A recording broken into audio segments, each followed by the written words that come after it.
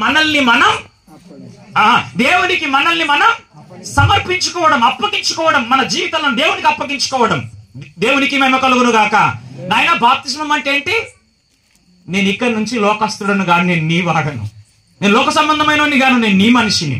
నాకు లోకంతో సంబంధం లేదు. అబ్రహాములాగా నాకు రక్త సంబంధికులతో సంబంధం లేదు, నా కుటుంబ సభ్యులతో నా సంబంధం లేదు. నేను నీ వాడిని, నేను నీ కుమారుని, నేను నీ కుమార్తెనని దేవునితో ఒప్పందం, ఒడంబడిక చేసుకోవడమే బాప్తిస్మం. హల్లెలూయా. దేవునికి మహిమ కలుగును గాక. ఏంటంటే బాప్తిస్మం అంటే ఏంటి? ఒక పేరు పెడుతుంది దీనికి. సమూయేలు గ్రంథం ఒకసారి చేయండి. మొదటి సమూయేలు గ్రంథం, కొంచెం స్పీడ్ అండి. మొదటి సమూయేలు గ్రంథం 1:28 వచనం. మొన్న యేసెపు నైనంలో ఇంటికాడ ఈ మాట మనం విన్నాం. జాగ్రత్తగా అండి. కాబట్టి నేను ఆ బిడ్డను అంటే సమూయేలును హన్నమ్మతోని మాట్లాడుతుంది. యెహోవాకు ప్రతిష్ఠించుచున్నాను, తాను బ్రతుకు దినములన్నిట వాడు యెహోవాకు. అర్థమవుతుంది అంటారండి? ప్రతిష్ఠిత జీవితం. బాప్తిస్మం పొందడం అంటే ప్రతిష్ఠించుకోవడం మనల్ని మనం. ఎవరి కొరకు? అన్న తల్లులారా, బాప్తిస్మం పొందిన తల్లులారా, మనందరం ఎవరికి ప్రతిష్ఠించుకున్నాం? ఎవరికి మన జీవితాలను అప్పగించుకున్నాం? ఎవరి కొరకు మనం ప్రతిష్ఠితులం? మాట్లాడాలి మీరు. ఎవరి కొరకు ప్రతిష్ఠితులం మనం? మన జీవితాలను దేవునికి అర్పించుకున్నాం, అప్పగించుకున్నాం. నేనంట వీళ్ళనే ప్రతిష్ఠితుడు, దేవునికి ప్రతిష్ఠితుడు, దేవునికి అప్పగించుకున్నాడు అని రకరకాల మీనింగ్. హల్లెలూయా.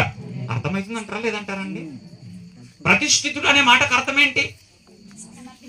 హల్లెలూయా. అభిషేక్ జాగ్రత్తగా. ప్రతిష్ఠించుకున్నాడు అంటే అర్థం, ప్రతిష్ఠించుకున్నాడు, ప్రతిష్ఠితుడు అనే మాటకు అర్థం ఏంటి? నేను మొన్న చెప్పినాను కదండి. కదలని వాడు, స్థిరమైన వాడు, ఒక ప్రత్యేకమైన పని కొరకు నియమించబడినోడు. బాప్తిస్మం పొందిన నీవు నేను అందరు పొందిన నేను పొందిన ఎట్టన్న బతకొచ్చు అనుకుంటున్నావా? కాదు కాదు కాదు. నీవు దేవునికి ప్రతిష్ఠితుడు. నీవెలా బ్రతికితే అలా బ్రతకడానికి వీలు. నీ జీవితానికి చెందిన ప్రతి లెక్క నా దేవుని ఎదుట అప్పగించవలసిన రోజొకటి. ప్రతిదాన్ని జాగ్రత్తగా కాపాడుకుంటూ ఆత్మీయ జీవితాన్ని కొనసాగిస్తూ విశ్వాసములో కడవరకు నమ్మకంగా బ్రతుకుదుముగాక. దేవునికి ప్రతిష్ఠితుడు అనే మాటకు అర్థం ఏంటి? అయ్యో దేవునిలో కదలకుండా నిలబడడం, దేవునిలో స్థిరమైన వాడిగా నిలబడడం. ప్రతిష్ఠిత జీవితానికి మరొక మాట ఏమంటారంటే డెడికేటెడ్, అప్పగించుకున్నాడు. ఒక పని కొరకు, ఒక ప్రత్యేకమైన పని కొరకు నియమింపబడ్డోడు. దేవుని నామానికి మహిమ కలుగును గాక.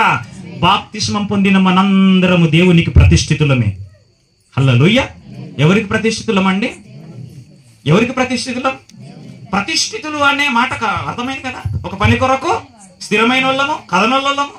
అర్థమవుతుంది అంటారండి? రైట్. దేవుని కొరకు నియమింపబడ్డ పాత్రలం మనం. ప్రతిష్ఠితులం.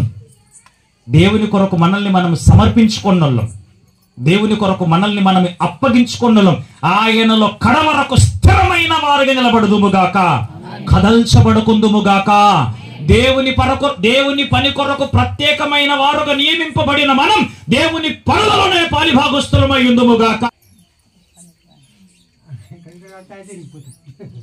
సేవకుడిగా బ్రతిమాలుతున్నా మనం దేవునికి ప్రతిష్ఠితులు. ఎవరికి? తల్లారా, తండ్రులారా, దేవుని కొరకు ప్రతిష్ఠితులు. లోక సంబంధమైన కార్యక్రమాలలో గరిటిలాగా మనం వాడబడకుందుముగాక. హల్లెలూయా. చివరి మాట చెప్పి ముగిస్తాను చూడండి. నేను ఒకటే అంటున్నా, తల్లిదండ్రులుగా మన పిల్లలకు మాదిరి. అమ్మా తల్లిదండ్రులుగా మన పిల్లల జీవితాలకు మన మాదిరి. మన అనుభవాలు వాళ్ళు తవ్వితే ఆహా, బతికితే మా అమ్మలాగా బతకలరా, బతికితే మా నాయనలాగా బతకలరా, బతికితే మా తాతలాగా బతకలరా. అది సువాసనతో కూడుకున్న పాత్ర, అది ప్రతిష్ఠిత జీవితం. హల్లెలూయా. అర్థమైందంటారా లేదంటారా? హల్లెలూయా. మా తాత ఉండే సార్, ఇప్పుడు అనోక్ తమ్ముడు వచ్చి మా తాత ఉండే సార్ దేవయ్య చర్చిలో ప్రార్థన చేస్తుండే, ప్రసాదం వచ్చినప్పుడు అతనంటనే నేను అంటున్నా ఒకటే అనాలే. అనోక్ తమ్ముడు వచ్చి నాకేనా మా తాత చర్చిల్నే ప్రార్థన చేస్తాడని అనాలే. ప్రసాదాన్ని అంటే తిరుగుతాడు అన్న ఈ రెండు అంటున్నాడంటే సేవకుడిగా చేతులు జోడించి బ్రతిమాలుతున్నాం. మనము దేవునికి ప్రతిష్ఠితులం. ఆయన పని కొరకు నియమించాడు. ఆయన సన్నిధిలో నిత్యం కదల్చబడకుందుముగాక, కదలని వాళ్ళుగా నిలబడుదుముగాక. స్థిరమైన ఆత్మీయ అనుభవం దేవుడు మనకు అనుగ్రహించునుగాక. హల్లెలూయా.